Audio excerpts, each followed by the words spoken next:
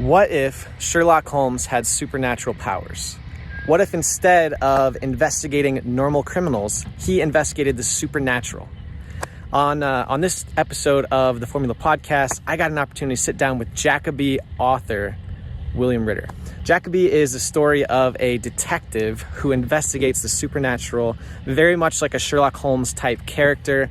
It's an amazing book series. It's a lot of fun to read. It's one of my favorites I've picked up, and it's available on Amazon or any of your other, any other bookstores online. Support your local indie bookstore if you can. In this conversation, we talk about his writing process, where the idea for Jackaby came from, and I don't know, all kinds of other stuff. He's a really good dude. I really enjoyed this conversation.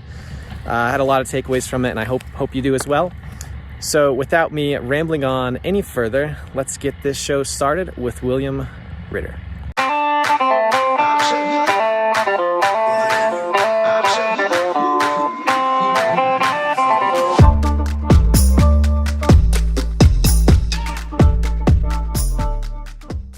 All right, so today I have the privilege of sitting down with writer Will Ritter. I had the opportunity to read his books, the Jackaby series, or what's the official name of the series? It's the Jackaby works for the series. I may need to come up with something a little more expanded, as I've now got a second series, the Oddmeyer series, that takes part in the same universe. I don't know. I don't have a universe name yet. We'll get there someday. Well, if you need some help brainstorming, I'm happy to throw you some ideas. I'll look your way. Yeah. So I as I was sharing with you before, Will, I was actually in the hospital in Vietnam when I started reading your books on my Kindle. And that, from what it sounds like, that's how most people discover Jackaby is the natural conduit. Yeah. Yeah. So I read the series. I fell in love with Jackaby and his story, and just really enjoyed your depiction of him as a supernatural Sherlock Holmes, and how, as a character, he really almost becomes more human. I mean, by the end, I don't want to spoiler alert or anything, but it's just a really amazing series, and I'm really fortunate to have the opportunity to chat with you today. So, one of the questions I really have is, well, how did you? I mean, clearly you have a lot of talent when it comes to writing and storytelling, but what's your, I guess, origin story, or how did you get into writing yourself?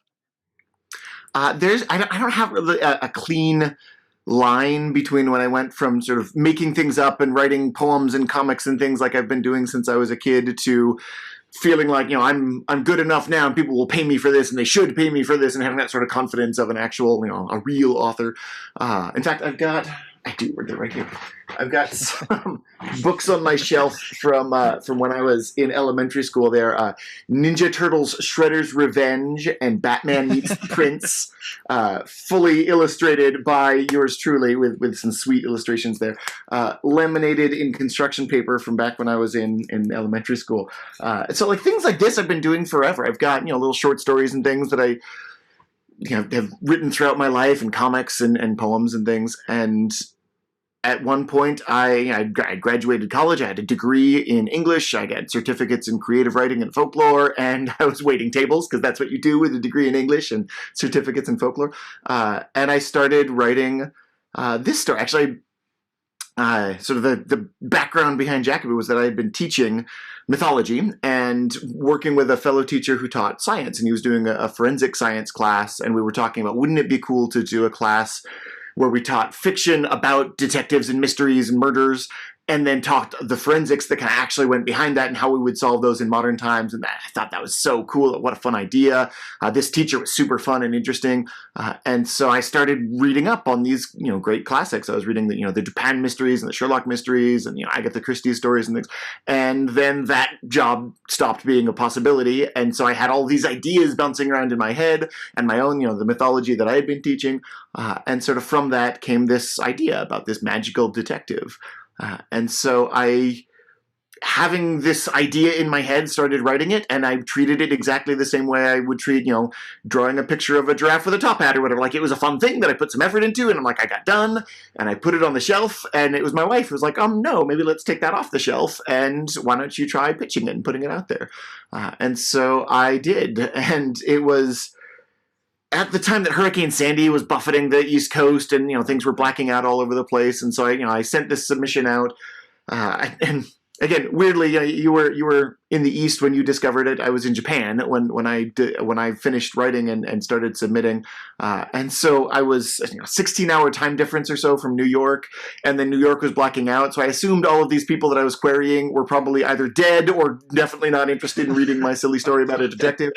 And yet, when my 13th query, my lucky 13, got back to me, Lucy Carson, who continues to be my agent, and she reached out in the midst of this emergency. She had literally not reached running water yet when she got in touch with me.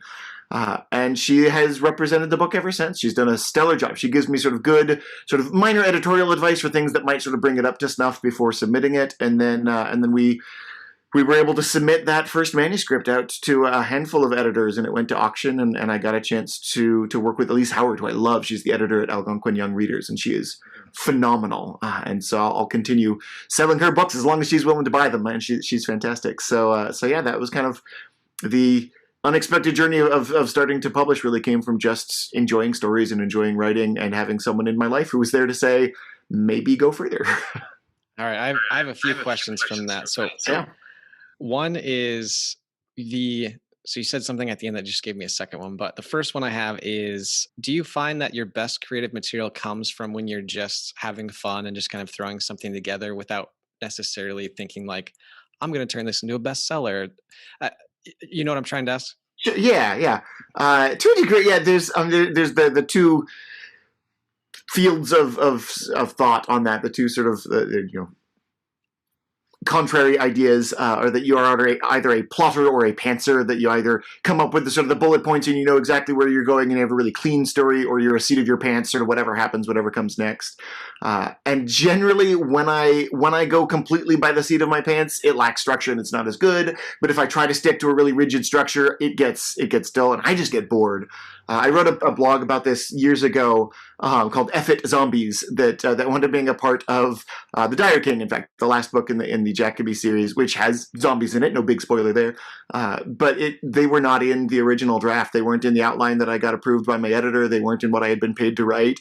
But I was at a certain point in the manuscript where I was just like, I'm bored. Like I'm not enjoying this. I need to get from point C to point D, and I have no love or passion for it. And so I wrote a scene in which zombies showed up, and it was just more fun for me to write. And so I just got going again, and I love that scene. And then that emerged and became a better part of the story. So I think the best writing that I do, at least, and it may be true for other writers as well, comes when I have milestones marking my way up the mountain, but I let myself wander off the trail as much as I like, as much as I'm comfortable. I like that. That's a good way to put it. It's like you have a trail, but you're not afraid to deviate from it a bit. Yes, yeah. Get the poison ivy once in a while. It's worth it. Oh, that sounds terrible. So the second question I had was, you were kind of talking about the stories that you pulled from, and what stories or books do you think influence you the most when it comes to your storytelling or writing? Yeah, different stories in different ways. So I was reading, like I said, like Agatha Christie and Edgar Allan Poe, and of course Arthur Conan Doyle as sort of the foundations for what does a good detective story look like, and and so that's why it's got the very Sherlockian pastiche. It's got that sort of those tropes are all in there. In fact, in the very first book, I intentionally made reference in the same way that Sherlock Holmes makes reference to Dupin. His very first story, Sherlock, it's Study in Scarlet. He drops a little sort of throwaway line about that Detective Dupin, I can do much more than he can. Basically, it's this throwaway line where he's saying like, yeah, I see that and I'm going to do better. And so I did a similar sort of line with Jackaby, talking about that detective at Scotland Yard, and he says, yeah, something like that. And so it's that sort of I'm acknowledging that I'm in this world, but I'm going to play in my own play box. And so from there, I kind of had the structures, but then the voice came from a lot of different things. I loved, when I was growing up, reading the Jeeves stories by P.G. Wodehouse. And he's got this just gorgeous approach to sort of metaphor and the ways that he frames things. I use his quotes all the time when I'm teaching about how to have sort of interesting voice and metaphor, that you can get these, like, the John Green sort of rolling metaphors of, like, if I was a match, then she was a bonfire, things like that. But with P.G. Wodehouse, you'll get things like, her face was shining like the seat of a bus driver's trousers. And it's this, like, hits you in the face with, she looked as if she had been poured into her dress and forgot to say when, and things like that, where you get these just fun ways of playing with language. And so I tried to work some of that into mine. I'm now, I'm giving myself praise to say I'm even playing the same game as Woodhouse. But I tried to work a little of that into it. And then some of the sort of the ways that I play with mythology and the creatures and things that I've got in my world definitely are akin to Terry Pratchett. I'm a huge Terry Pratchett fan, wrote the Discworld books. And just the ways in which, again, he is playful with his language, but the man is brilliant, and you can tell that he's clearly well-read and all over the place. He's not just, a typical genre sort of writer. He elevates, what he does to a tremendous degree. It makes me, again, praising myself just to say that I'm even in the same genre, writing fantasy the way that I do. So those are the kinds of things that I tried to echo when I was writing that kind of voice. Patricia Reedy similarly wrote the Dealing with Dragons books, the Enchanted Forest series, really fantastic stuff. And when I was a kid, that was the kind of, like, I liked the idea of, playing with all of these tropes. It's a story about a princess who winds up getting, sent off to the dragons because that's how you find a good husband. The prince who comes to murder your dragon is going to marry you. And she decides she likes the dragons a lot more, and those princes are a bunch of tools, so she'd rather hang out with the dragons. And so from there, you get this sort of playful world with, a magical forest and witches and things. And I don't know if I was actively thinking of that when I created Jackaby, but that is absolutely sort of the kinds of worlds that I like to create, where you take and celebrate the tropes and the things about it that you loved, but you sort of turn them on their head. Yeah, I think from first glance at Jackaby, like what you said there, where you kind of almost have an expectation of, oh, it's just Sherlock Holmes, but with fantastic creatures, and then when you start getting into it, you're like, this is not quite the same thing at all. It's very it has, like, you described it in a very good way there, where you have the tropes, but then you definitely deviate from the path in a surprising, delightful way. I'm glad to hear you think so. Yeah. No. My Sherlock character, my Jackaby, is kind of the opposite of Sherlock in that he is much less likely to be a good detective. He said this. He's got a cheat. He's got the ability to see things that other people can't see, and so it's just like with anything. If you've been able to cheat, you don't have to build the muscles to do it yourself. And so his assistant, Abigail, who is his sort of, stalwart ally throughout the story, winds up being the one who's actually much more clever about things and needs to put pieces together in ways that he doesn't. Yeah, that's a great point, actually. And I'm curious, are you writing a series where Abigail is gonna be the main character? I have nothing under contract currently. That is definitely in the works in my head. Whether or not it ever becomes a reality, you should encourage Elise Howard to purchase that book sometime in the future. But I would love to come back. I would love to come back to New Fiddleham. Abigail is, of course, she's a fantastic character to write. I love writing her. I love writing Jackaby. I love writing that whole world of New Fiddleham. I love playing with those characters, and I'll come back to them eventually someday, whether or not it's exactly the same kind of a series or not.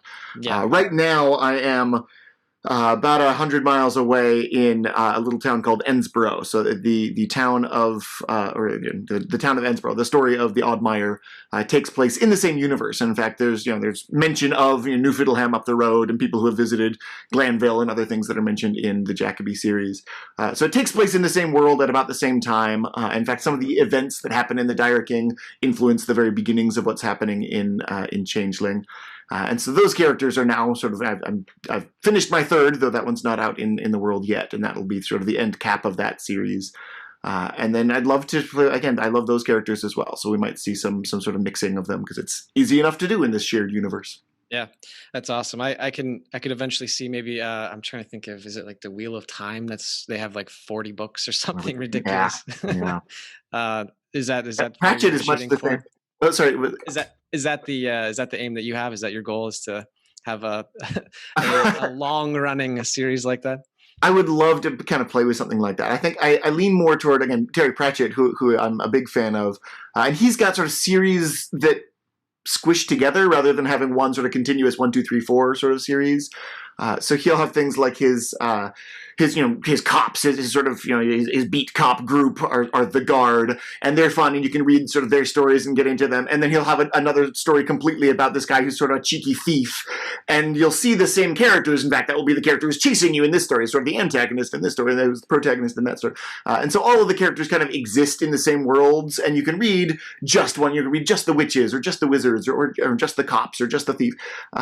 Or you can read them all as they come out. And so it's kind of, I like that idea of having kind of a universe of, familiar faces. It's like coming home and you can go, oh yeah, I like that guy. Oh, her, oh, she's fun. So I'd love to have maybe something like that eventually. But again, he's got 40, 50, 60 books out there. I don't know how many Pratchett books are out there in the world. Yeah, it's it'll be a while. I just remember going to the library and seeing all of them like stacked next to each other, and it's very intimidating to get started in that. I can't imagine being the writer on looking at that though and being oh my gosh, yeah. Yeah, I've heard people like Stephen King, who's kind of famous for cranking out like a book during a bathroom visit, like this sort of like constant prolific book writing. And there's books that he looks back and he's like, I don't remember writing that. And some of that is because he was doing some interesting chemicals at the time. But some of it really is just he's cranked out so many of those. They're like he would be surprised to read it and see what's inside it because he does not remember them. I don't think I'll ever quite get there.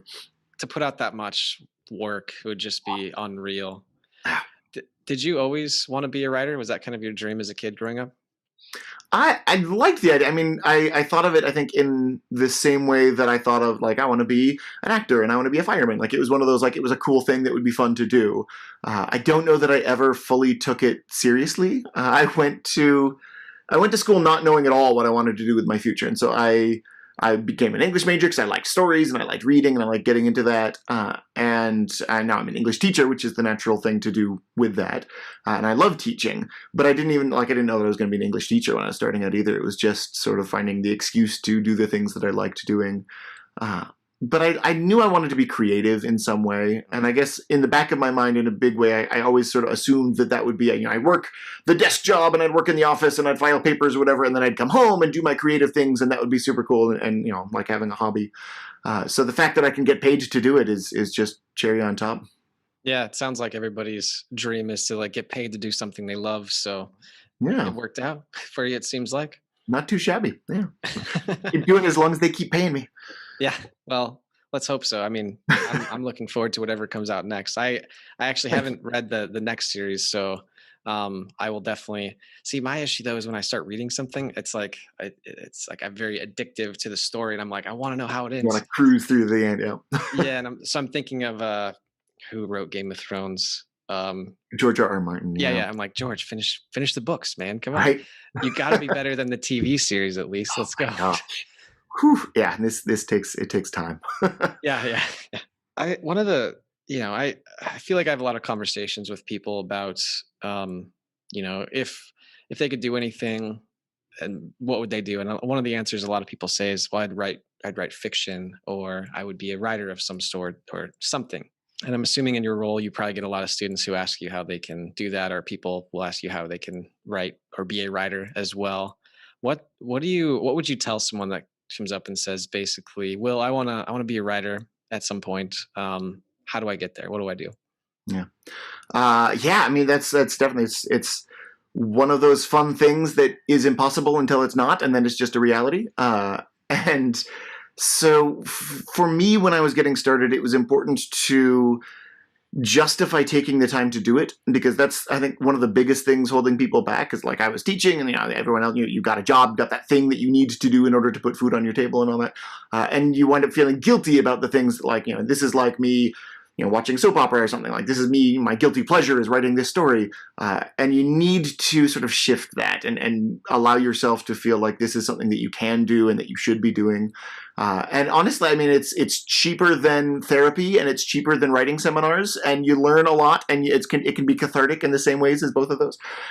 So there's lots of ways that you can justify, and then you find the times to do it. You give yourself, an hour a day, or you give yourself, I'm going to work, 4 hours over, the weekend or something like that. You give yourself those little chunks and forgive yourself the times when you're not.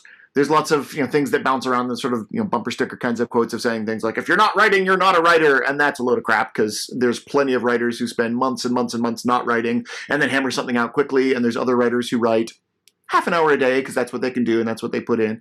And it doesn't matter. By the end, it's if you're able to finish something, if you're able to keep working on it, if you're able to keep maintaining that passion, then you're doing it right, and that's fine. So yeah, finding the time to justify sort of for yourself, finding the time to do it, and allowing yourself the time to do it. Another one, my go-to phrase when I'm talking to students in particular is write garbage, edit gold. That you need to be willing to just get it out there and let it be crap the first draft. Love it, have fun with it, write, F it zombies, have to have fun with what you're doing, but let it be something that you might not keep, let it be stuff that you might not love. And it's sort of like dragging that, lump of clay to the table. You can't mold it unless you've got the clay, so you've got to get that rough draft there. And then you need to edit. And so the idea that a lot of my students have, I wrote it once, I shouldn't have to write it again, like you got to get that out of your head. You wrote it once, that's the clay. Like that's good, that's a great first step, but now the real fun can actually be in editing and playing with it. So, if you put something out on submission and people don't want it, that's not necessarily the end and the death of that story. A, you should be working on the next story and the next story and the next. And B, that one story might just need some smoothing and some tweaking and some adjusting, and then it can be the next thing. So learning to love the editing process, which is hard to do sometimes. Yeah. That's definitely part of it as well. It reminds me of I'm not sure if it's Anne or Annie Lamott. She wrote the book Bird by Bird. Oh, okay. I've heard of the book. I haven't read. Yeah, there's the rule of shitty first drafts. It's like just write something awful and then fix it. 100%. Yeah. Is there anything that you do? So like let's say you're working on your next story. How do you set up your environment so you feel like you're able to write? Are you just someone that you pop open your laptop and you crank stuff out no matter where you're at, or do you have like I take my notebook and I go sit outside somewhere and I have my special coffee, and how does that work for you?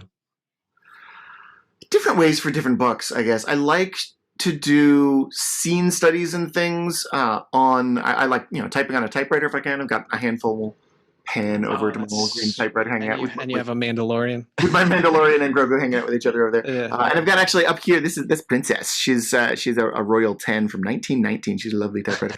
So I've got a few of those around, and I really like. There's a different feeling when you're typing on a typewriter than when you're on a computer. Again, there's that sort of less pressure to go back and edit each line 7 times because you can't without busting out the whiteout.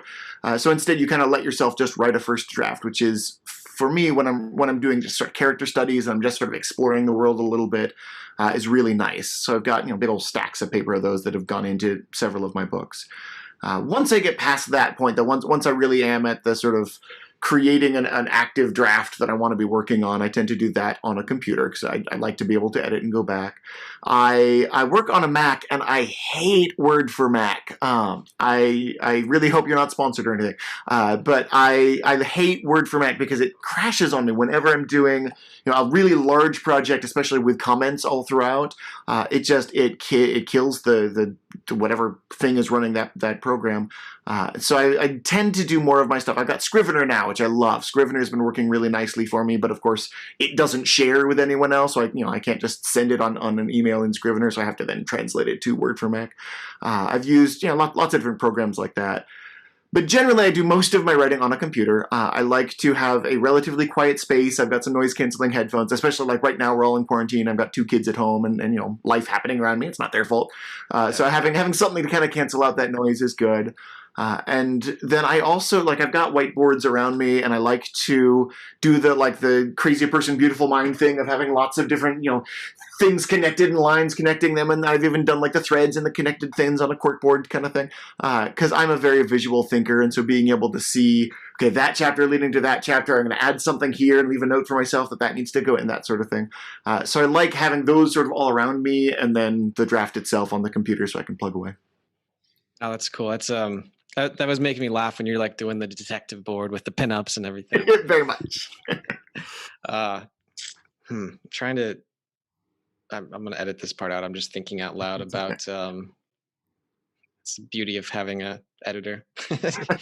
Things can be fixed when they're not so good. This was all seamless. I'll hold perfectly still until you're back. Yeah, that sounds good. Don't move. All right. I guess I'm thinking through what other questions I want to know, because I'm enjoying hearing about your writing process, but I'm also For some reason, I have this question stuck in my head that it has nothing to do with writing or any of this stuff. A friend of mine, Katie, we can edit this out, or if you don't want to discuss this question, it's fine. This is fine. She called me up. She's from the UK. She does some writing and travel vlogging. She's super cool. She's by herself. She's done something like 500 dives around the world, like deep sea diving. Yeah. And then she's done like snowboarding camps in Slovenia alone and all kinds. She's awesome. She was working on this project. She called me and she was like, what does it mean to you to be in love? And I was like, oh shit. I don't know. So I kind of want to, because you're a writer, I kind of want to get a writer's response to that question. Are you comfortable? Sure. Yeah. That? Okay. I put an answer to that in Dire King, actually. Again, I don't want to give any spoilers for anyone there, but there's a moment where a character genuinely believes that she has sort of lost the person that she was supposed to be with, and she kind of gets posed to her like, are you going to do the very romantic thing of sort of following this person into hell? Are you going to sort of do the romantic, I can't live without him kind of thing? And her response is, all respect to Romeo and Juliet and everything, but you don't lose yourself in love. You find yourself there, that you can allow yourself to be made better by love, and the people that genuinely love you, as opposed to the sort of manipulative sort of lust kind of love. People who genuinely love you want to bring out the best in you and want to make you the best.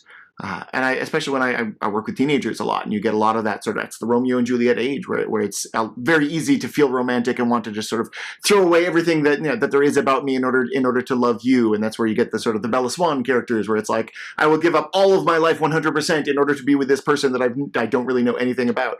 And while that seems very romantic on the outset, it's not really love unless you know who you are and what it is that you're giving up first. And being with that person should bring that out more. It should let you be more yourself than you were. And that's definitely been true for me. My wife is absolutely the sort of the best inspiration for me. She's the person who brings out the sort of the best in me. She's a fantastic storyteller. She's got a great mind for stories herself. So she's always my first editor. She's always the first person I talk to about ideas, and I bounce things back and forth. And so she definitely makes me feel like more me, and hopefully I do the same for her. I try and support her in her efforts as well, make her the most her that she is. So yeah, you find yourself in love when you really love somebody truly. That's a great answer. Now, I know we didn't intend to talk about this at all. That was awesome. How long have you and your wife been married for? Not to get too much into your personal life or anything. But... Yeah, no, it's good. About 15 years. Yeah. Okay. Oh man. Do you remember how you guys met? Yeah, technically we were in middle school together. We didn't fully know each other, but we grew up in a small town called Aloha, and yeah, we went to middle. We were both in the Sword in the Stone at one point, and I played Merlin and she played Lady Evil. So we thoroughly did not know each other in spite of being on stage with each other back in middle school. But then in high school, we were still in theater. We were theater kids, and she was dating a jerk who was like really manipulative, and like his whole approach was like, oh, you can't hang out with other guys because I'm your boyfriend, so I'm the only person you can be with. And then when she was with him, he was just a jerk to her, like just a bad dude. And so I flat out told her, like, you should maybe dump him and date me instead. And eventually she took me up on that. It was delightful. We have a mutual friend who's still a good friend of ours. He's married himself now. But at the time he had said, like, dang, you're like, I was waiting in the wings, and man, I tell you, if you screw up, I'm right there. I'm like, fair enough, sir. You go right ahead. Like, if I screw up, you take your chance. But no, she and I started dating in high school, and then she's a year ahead of me in high school, and so she went off to the University of Oregon before I did, and I sort of followed her over there. And yeah, we've been together ever since. We did the college thing and lived in a terrible apartment for 3 or 4 years, and eventually, like, we're now a little more stable and feeling a little more comfortable, and we got two boys of our own now. So yeah, living the dream. That's awesome. Congratulations. It sounds like it sounds like it's a good story. And it, part of it, I'm like, yeah, you should have your wife listen to this. This sounds like you might get some brownie points for. We'll see. No, that's just from your answer about, what is it? what does love mean? I guess that I was curious. So 2020 has been a pretty I know that look. That means oh shit. Um, 2020 has been kind of a tough year for a lot of folks out there. I mean, it's been a kind of a disaster for a lot of people. And I guess if you had any, for folks out there that are having a tough time that are listening to this, any words of inspiration or a story that comes to mind that might help them maybe see the light at the end of the tunnel. Well, things do get better. I mean, that's always part of it. The pendulum does swing back, which is good to keep in mind. But also, I don't know that I would even push to feeling good yet for a lot of people right now. Just right now, the anger and the fear and the frustration are valid. Just letting yourself be, mad at the things in your life that you should be mad at, and letting yourself be frustrated about your situation, letting yourself be sad. There are a lot of people out there who are, especially if you're single and stuck in an apartment or something like that, like you have nobody. I've got at least my wife and my kids who are keeping me company, who are having fun, and there's plenty of people who don't have that. I'm privileged in so many ways. And so I think anything coming from me saying, keep your chin up and buck up and things will be great would come out as a little bit hollow to people who are in different situations. That your own situation, your own feelings around it are absolutely valid, and let yourself be miserable once in a while. Especially this time of year is that time anyway, where like it's the most wonderful time of the year. Like it's not for a lot of people. It's genuinely not. So let it be not, and that's okay. And know that it will get better. That the seasons change and the pendulum swings and all that good stuff. But it's okay to be miserable. Yeah. That's actually. I can't imagine what it'd be like throughout this whole time to be in an apartment by myself. I mean, I was fortunate enough to I came home from being overseas and was visiting a friend, and then they're like, everything is shut down, and I was just like, can I stay with you? Is that okay? Thankfully, he's a really awesome guy. He'd been dating his girlfriend for about a month, and then they're like, so do you just kind of want to like hang out here until this is so like we're all just hanging out on the couch for like 3 months, just being like, oh, fascinating stuff, huh? And I'm very thankful I had those people there though, because being in a different situation would have been very tough. And I think that I liked what you said about a lot of people have a very good reason to feel not so great right now, and here's hoping to a better light at the end of the tunnel, whatever it is. But I've pretty much run through most of my questions. I mean, I feel like I could talk all day about the Jackaby and all the different. Oh, there is one question. So, all right, this is if you're going to read the book and you don't want to know how it ends, then you should probably shut this off right now. But at the end of Dire King is the 4th book, right? Yes. And Charlie is the werewolf. Or use a different term, but Uncanny, technically, which is badly grammatically incorrect Romanian for basically a were human here, a were dog. Yep. Yeah, and so at the end of towards the end of Dire King, he dies in the fight, and then he is brought back, right, by the I can't remember the name of the creature, the little guy, the Twain, yes.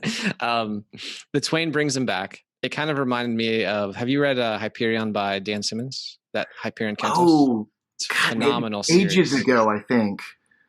Something happens similar at the end of his 4th book with like the main person, one of the main person's main character's partner dies in this like heroic way, but then there's some time travel involved that they get to spend like 10 years together or something. And you're just like, oh man, that's awesome. End game, happy ending moment. Yeah. Yes. You're like, oh, you think it's bad, and then it ends up being awesome. And you're like, wow, so kind of the same thing. I was wondering what the decision was to bring Charlie back at the end of the 4th book. I think it was perfect, but I did not expect it. I was like, oh man, this is super sad. This is super sad. I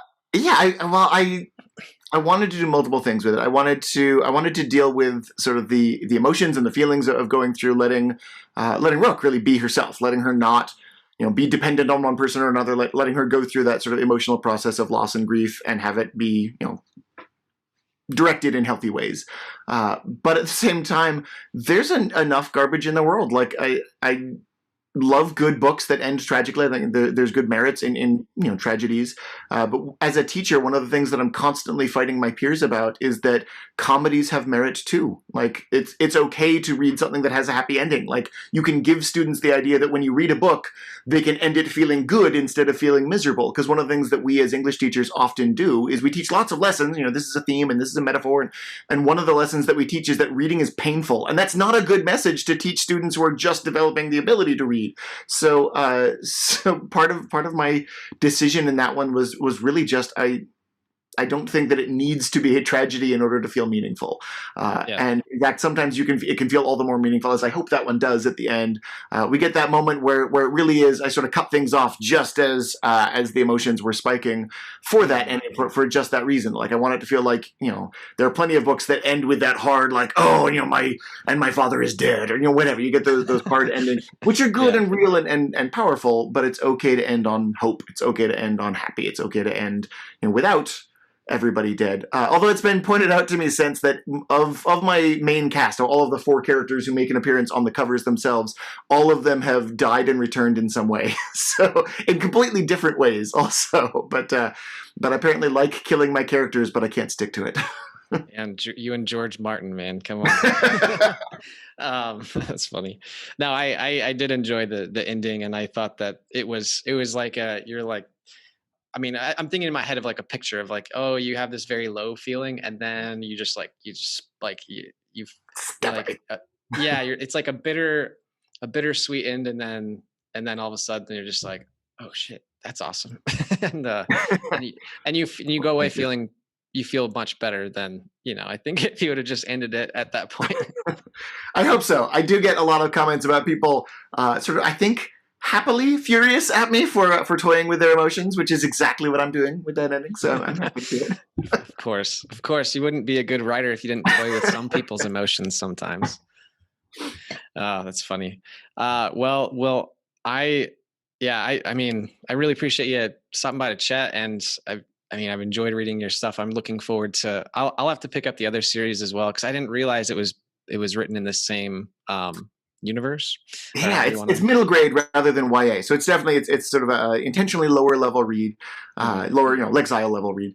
I am super happy that this is my youngest's last year in that sort of age bracket. He is going from elementary to middle school right now, and so that 3rd to 5th grade bracket is the bracket that I got selected for the Oregon Battle of the Books this year. So that book gets to be in his bracket right now. I get to feel proud. His daddy's on the list. So that's super fun for me. But it is definitely a little bit younger. The characters themselves are all a little bit younger. They're about 12 going on 13 in the start of the series. Changeling is the first in that one. Unready Queen is already out. And it's weird. This is a weird industry, because Unready Queen is out there in the world. That's the most recent book that I have published that you can purchase, and that's now 3 projects behind what I'm working on currently. Because Deepest Darkest is the 3rd book in that series, and I'm now done with it, but it will be out next summer. And then I've got another project. The only project that I've done away from Algonquin young readers is one that I did for Disney that I'm still under a non-disclosure agreement, so I can't even talk about what that one is, but it's one that's super fun. But I've more or less wrapped that one. We have sort of one last round of edits to finish up. Right now what I've been working on is the next book in this. So I'm 3 books down the road telling people to go back and check out Unready Queen, which I vaguely remember writing years ago. That's funny. Is there going to be a Jackaby movie someday? Oh, that'd be fun. You let me know if you hear any word about it. I have a book to film agent, which is kind of fun to know that there's someone out there pitching things around. There's no big things happening. I'm not quelling any giant rumors or anything. It would be super fun. I know that if there ever were a Jackaby or an Oddmeyer series, I would need to be not a direct huge part of it, because I love books that get adapted and the artists who take over do their own things with it, because different artists have different perspectives and they make them cool and creative in their own ways. I loved, for instance, with my kids, we read the How to Train Your Dragon books, which are super fun, and they're full of like poop and fart jokes and things like that, and they're great for younger kids reading, and they are almost nothing to do with the movie series. Like you got some of the same names, a few of the same themes, and otherwise it's pretty much completely different stories, but they took certain elements elements of the original book series that they loved and brought that up and then added their own stuff. And it's gorgeous. And I love both of them in completely different ways. And if somebody were to take over Jackaby, I hope that they would make it gorgeous and wonderful in ways that I can't even imagine now, because I'm just, one white dude sitting here in Oregon who doesn't necessarily have all the perspectives in the world, Yeah, understandable. It's you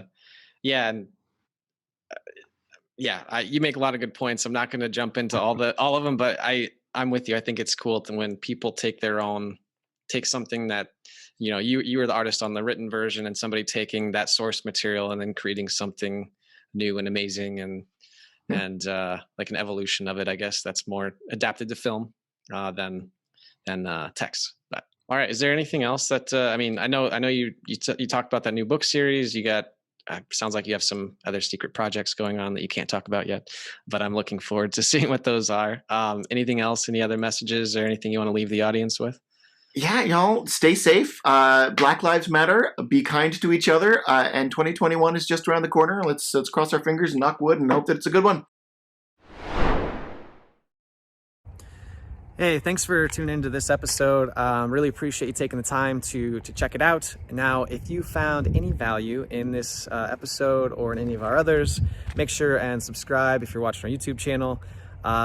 Leave us a review on iTunes. Follow us on Instagram and Facebook, whichever platform.